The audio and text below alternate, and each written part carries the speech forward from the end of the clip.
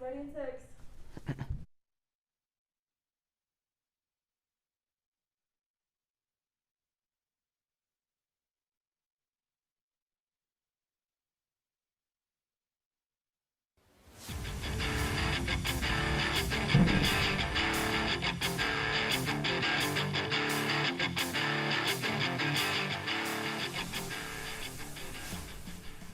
Good evening and welcome back to Golden Eagle Sports Report. Tonight, we talk to new men's basketball head coach Shaka Smart in an exclusive one-on-one interview. We will also look at the men's soccer team's NCAA tournament berth. So get ready, Marquette Nation, because Golden Eagle Sports Report starts right now. Slam dunk! Oh, that's a poster.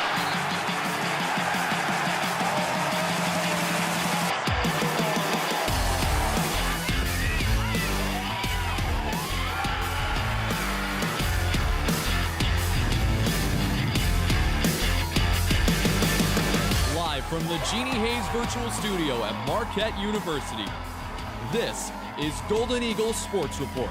Marquette gets the rebound, and the champions have gone down!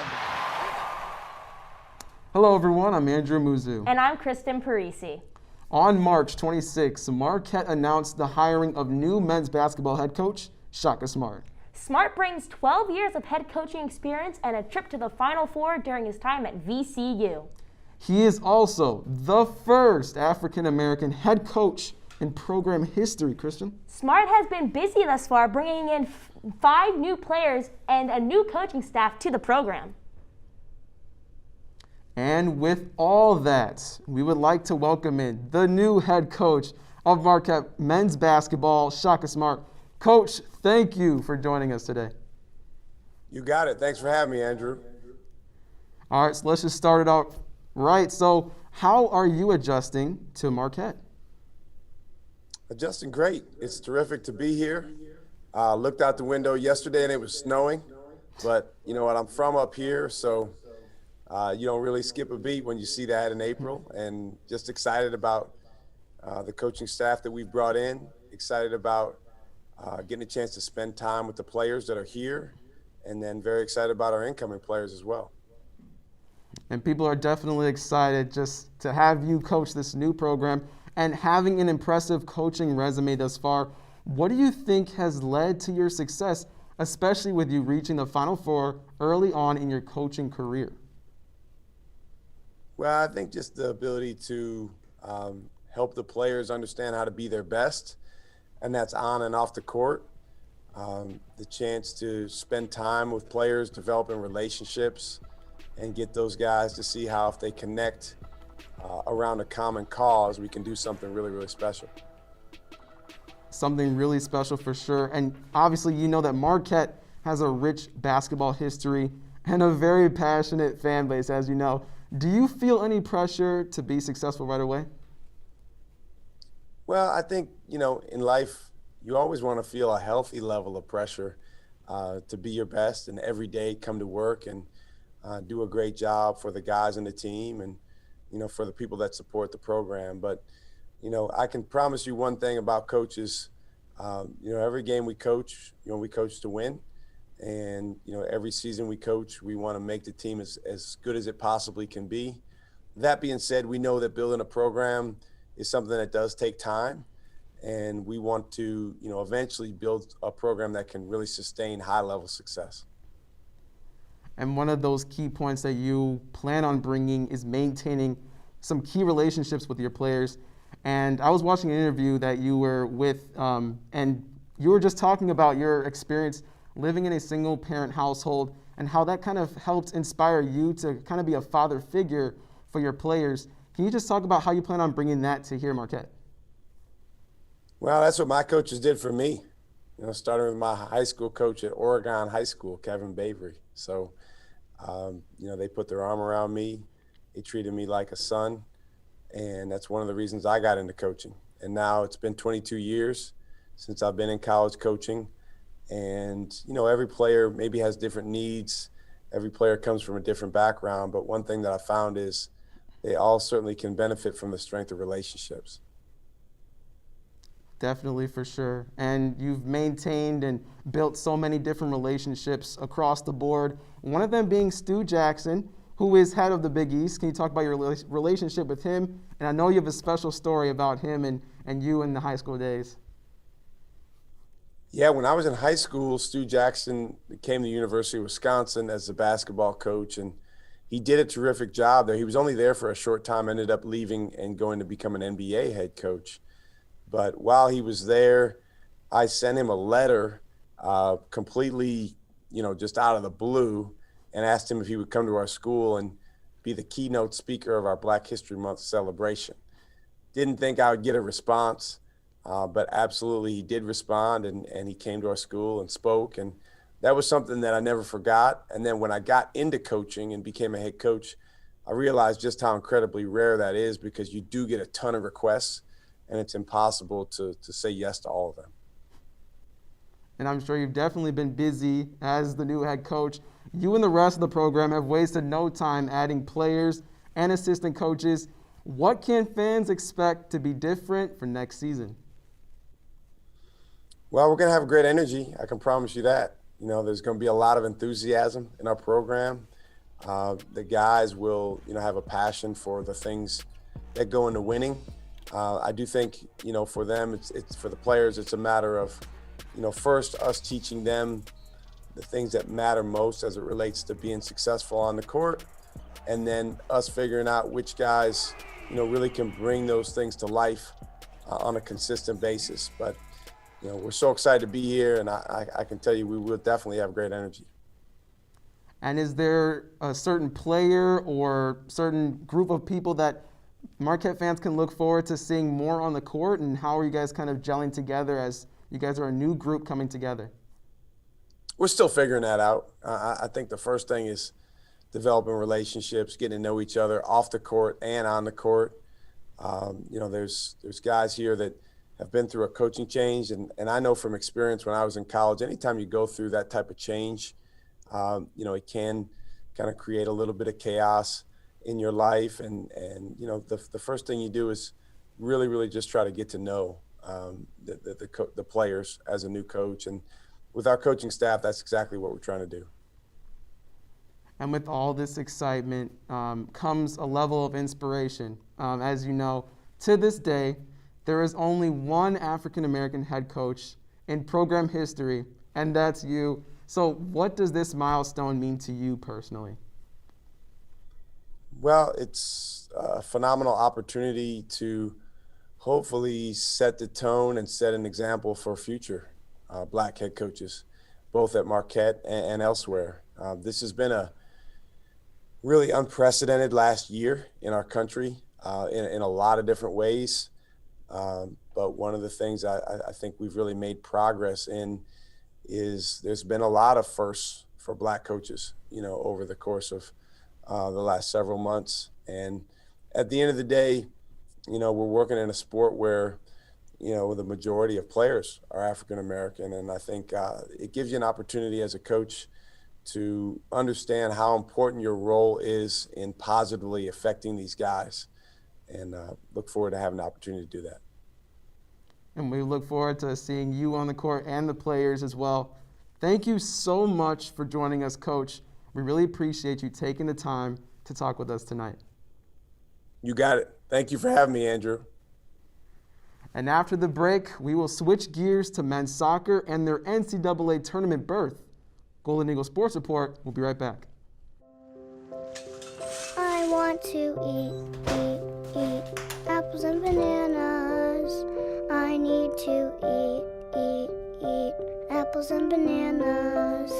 Why can't I eat apples and bananas?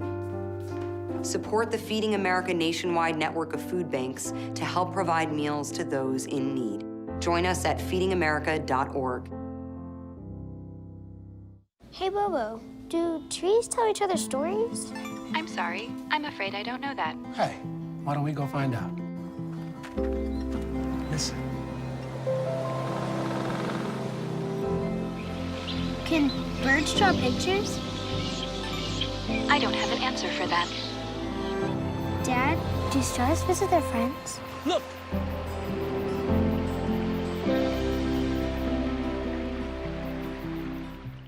Jordan knows he shouldn't eat this entire bowl of nachos, but tonight he's earned that right. Because a few hours ago in the middle of happy hour, he recognized a sign. Not from the gods or a bolt of lightning, but from a double heart, a kissy face, and a fourth ha in ha ha ha. That's when Jordan knew he was buzzed. So when it was time to go, he got a ride home instead of driving. Be a legend like Jordan. Recognize your buzzed warning signs and get a ride home. Buzz driving is drunk driving. Our hearts are made stronger by how we treat others. Put her there. The light you share can impact those around you, but so can the darkness. Later, twerps. Did Pete saying mean things bother you? So when you reach out to another person, take a moment to consider how they will feel and let your heart be the key to making a difference. Because of you, someone's entire day, year, or even life can change. In every heart, there's hope.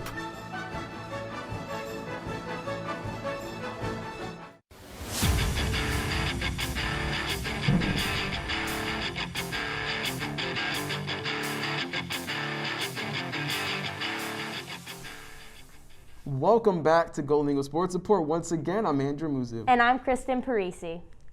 The Marquette men's soccer team received an at-large bid to the NCAA tournament during Monday's selection show. And this is the first time since 2013 that the Golden Eagles will be competing in the Big Dance. And from their reaction, it seems like the team is pumped to be joining the fun.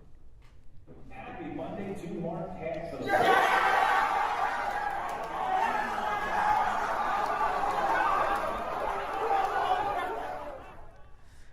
Most certainly a lot of emotion there. This will be the fourth time in program history that the Golden Eagles will be in a tournament. This year will be different with only 36 teams competing instead of the regular 48 teams. And although they suffered a loss in the Big East semifinals, I found out that the team's excited to compete with some of the best in the country. After 8 years of falling short, the Marquette men's soccer team is finally back in the Big Dance. Celebrations were in order Monday when the men received an at-large bid to the NCAA tournament, making this the first appearance since 2013 and fourth in team history.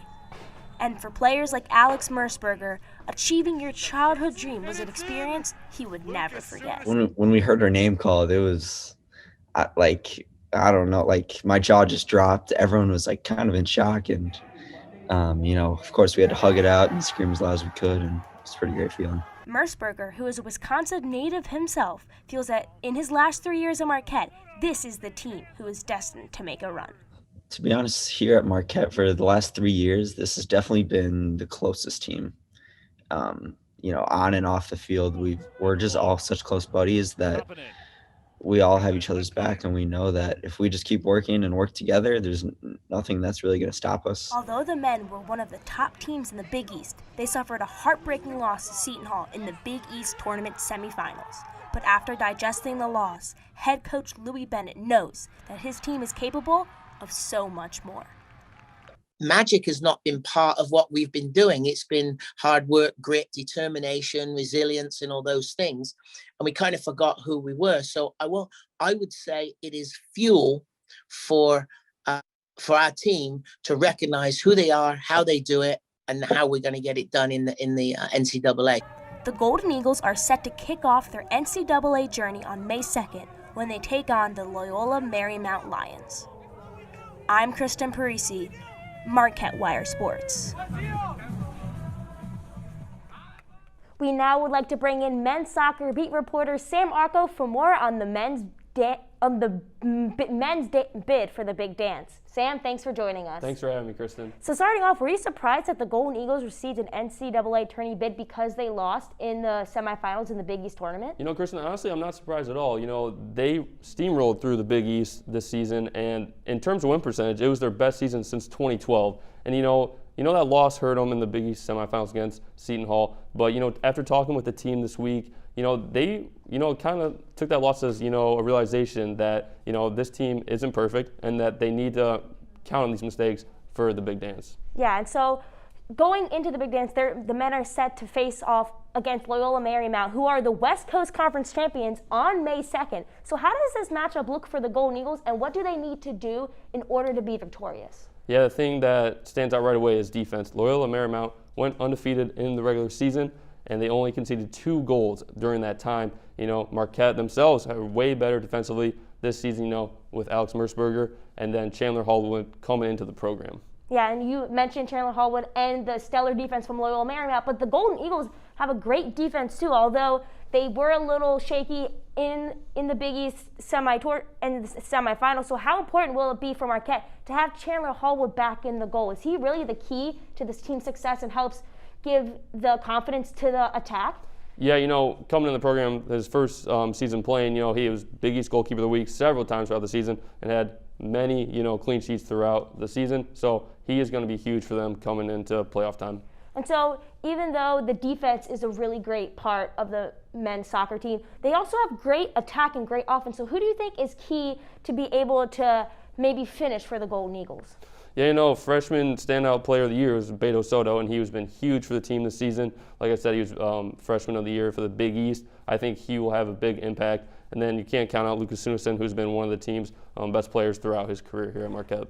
Yeah, and so as Coach Bennett and Alex Mersberger both said in my package, is that they're excited that they're finally back in the Big Dance. I mean, it's been 8 years. They fell short. They're finally back. And so do you think that loss in the semifinals in the Big East and that they haven't been back to the Big Dance, like all of these players, it's their first year. So do you think this is fuel heading into the tournament? Yeah, I know. Who knows what's going to happen? I mean, this team was picked 4th just in the Midwest region of the Big East, and they end up winning the whole thing of the Big East. So, I mean, I feel like the sky's the limit for them come playoff time, and that defense can really do something special. Yeah, and how far do you think they might be able to go? I think they can pull off the upset in the second round here. Who knows where they can go after that? Awesome. But thank you so much for taking the time, Sam. We're all going to be excited to watch them finally back in the Big Dance. But in other news, the men's lacrosse team won a thriller last Saturday, beating Providence 7-6 in 4 overtimes. It's their 2nd straight win in overtime. The Golden Eagles are currently 3-7 on the season. The next matchup for the men will be this Saturday when they travel to Pennsylvania to take on the Villanova Wildcats. And switching over to the women's team, the Golden Eagles dropped a heartbreaking 12-11 loss to the University of Denver in OT. With that loss, their record stands at 5-9 overall. The women finish out the regular season in Indianapolis this weekend, taking on the Butler Bulldogs in a 2-game series. And when we come back, we will be evaluating the men's basketball team for next season. So stick around because Golden Eagle Sports Report will be right back. I want to eat apples and bananas. I need to eat apples and bananas. Why can't I eat apples and bananas? Support the Feeding America nationwide network of food banks to help provide meals to those in need. Join us at feedingamerica.org. Hey, Bobo, do trees tell each other stories? I'm sorry. I'm afraid I don't know that. Hey, why don't we go find out? Listen. Can birds draw pictures? I don't have an answer for that. Dad, do stars visit their friends? Look!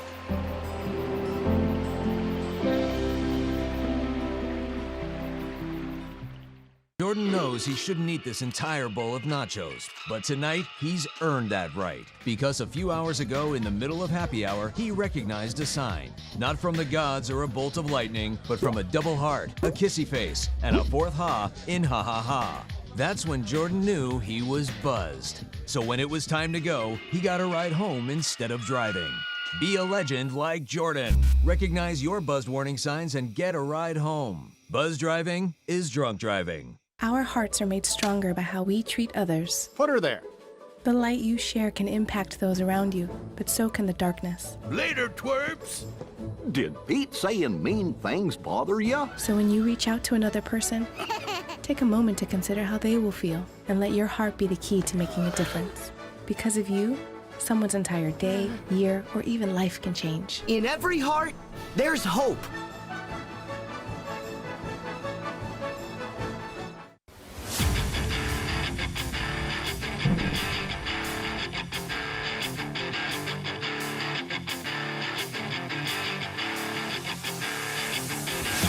Back in Studio 7 as we will talk about the latest news surrounding the men's basketball team. Joining me on our panel tonight is Matt Yazel, Andrew Amuzu, and Nick Alley. Let's get started. So this team has seen a lot of changes to its roster and its coaching staff, with changes, Shaka Smart flipping Texas commits to Marquette.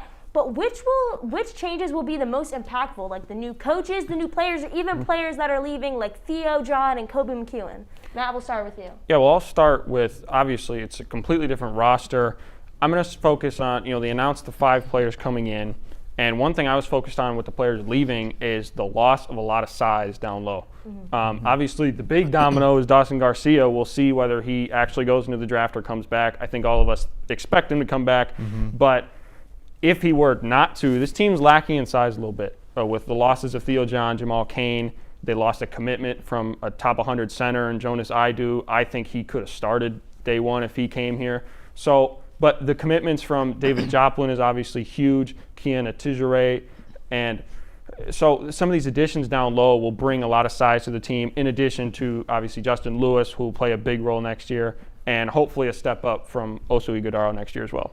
So you're saying overall, the most impactful part of this is them getting these new players. The forwards, yeah. I think it's a pretty stacked guard group right now, but you still have Carton there, you still have Greg Elliott, so those will probably be the leaders. But I think the guys they're bringing in next year who will have the most impact are the guys down low, and particularly David Joplin. I think he's probably the highlight of the group. Okay, Matt. The reason why I asked because I completely disagree with you. Really? Because Wow. I don't think it's no surprise that Marquette, known for this prominent basketball program, it's no surprise that we're going to get some top recruits. Coach Shaka Smart emphasizing the player relations and all that. So I don't think that's really much of an impact. I do think Theo John, especially him not coming back, not having some veteran players like Kobe McEwen, Jamal Cain, those players leaving. I mean, I'm pretty sure we could do without Symir Torrance and his 3 points a game. I mean, they're not going to really miss much on that. You're taking my jokes now, huh? But I just want to say that goodness. Theo John, I'm gonna be honest. I don't blame him for leaving. If I was Theo John, I'd leave too, because let's think of it. Marquette University, great basketball program, but if you really want to go to the NBA, I don't think Marquette should be your first choice. They have Dwayne Wade, but he was kind of underrated. Not too many people knew about him.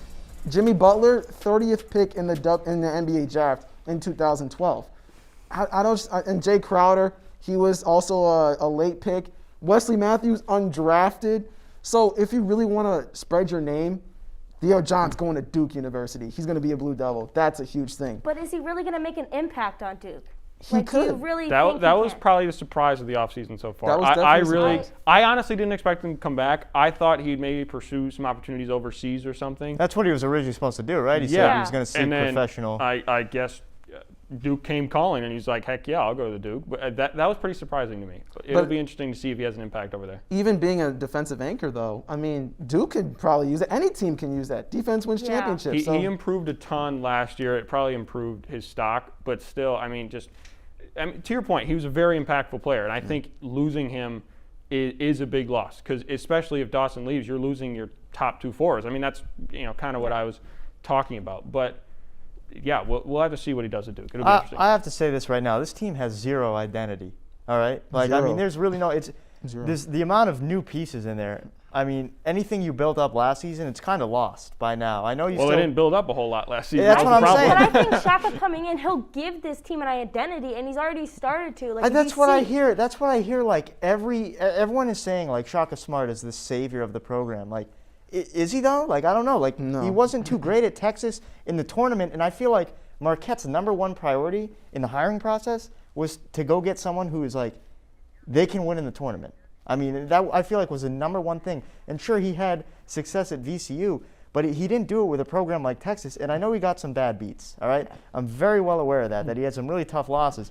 But at the same time, you should at least be able to win one game. Against Abilene Christian last year. Yeah, I mean, you lost to a 14 It's seed. March Madness, but let's think about this. Dawson Garcia comes back.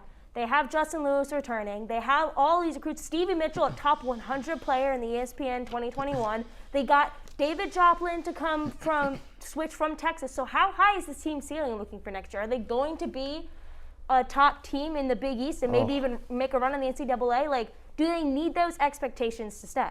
I mean, as I said, I swear to God, Marquette fans coming into every season, they're like the most optimistic people of all time. Like, that's how I feel. I feel like every single year I hear the same thing. I hear this team's going to be so good, the ceiling is so high. Yes, this team has talent, but I feel like every single year they underperform. And I think it's going to be the same this year. Yeah, this team has loads of potential, but to say you're going to come in with the amount of new guys they have right now and an entire coaching staff that's different. I mean, the one constant right now is Cam Arata on that coaching staff. I just don't think this team is going to have super high expectations. I had them at 8th in the Big East this season, and I think I was the closest one. I'm not 100% sure on the numbers. You were. You know, slight humble brag there, but yeah, I think the expectations are always so high every single year, and the team. It's a basketball school, Nick. I know. I mean, hey, good for you for being optimistic. I could not be that optimistic. You know, I wake up every day and expect the worst. That's how you got to live. Then when something good happens, you know, good day. Definitely. But I just think people are way too optimistic. Nick is the downer of the group tonight. I'm feeling good. Fresh cut. I just shaved the mustache. Listen. I had a mustache last week. Save some time for me and Matt. Yeah, I got you. Take it away. I just want to say, I mean, you're not wrong. I mean, with the expectations, Marquette fans have a reason to, because Marquette, like we said all the time, it's a successful basketball program. But let me just give you some numbers. Justin Lewis, I think, honestly, we overrate him. We as just analysts here, I think we overrate him. I'm sorry, Kristen, you were saying, oh, we got Justin Lewis. I was just asking a question Justin with all Lewis, the talent's coming back. I'm sorry, but you said talent. You're out for blood tonight. You're out for blood tonight. But Justin Lewis, he averaged less than 8 points a game. I don't know what big difference that's doing next year. Greg Elliott, I'm always harping on him, barely scored 6 points a game.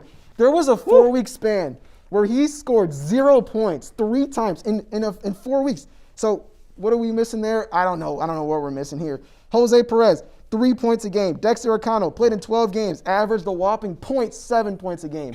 I don't know. There's nothing more points really, than me, honestly. So when you're talking about ceiling, nobody knows his ceiling. I honestly don't think that they're going far, because guess what? You need some talent. I thought Dawson Garcia, All-American, he was. I don't remember the last time Marquette has had an All-American, which is very special that we were able to get him.